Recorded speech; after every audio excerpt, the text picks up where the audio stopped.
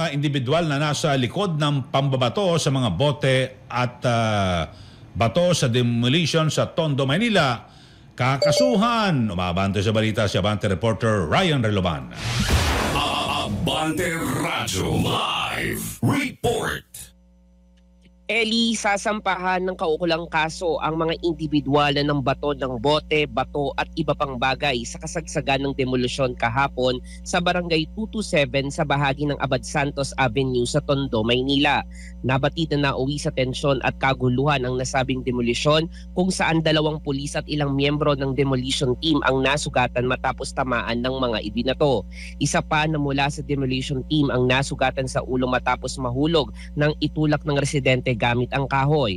Ayon kay Manila Police District o MPD Abad Santos Police Station 7, Police Colonel Norman Patnaan, patuloy pa nilang inaalam ang pagkakakilanlan ng mga nambato. Tiwalaan niya sila na matutukoy ang mga salarin sa pamamagitan ng mga video. Pakinggan natin ang kanyang tinig. Direct assault at saka po yung depende po siya kung meron po tayong obstruction po. Okay. Umalma ang mga residente sa demolusyon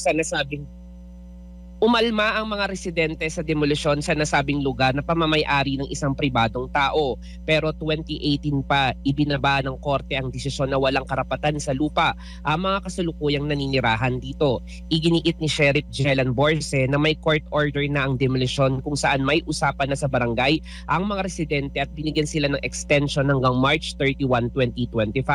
Nasa 32 na pamilya ang nanirahan sa nasabing lugar. Ako, si Ryan Reloban, Abante. Abante Radyo Balita sa tanghali.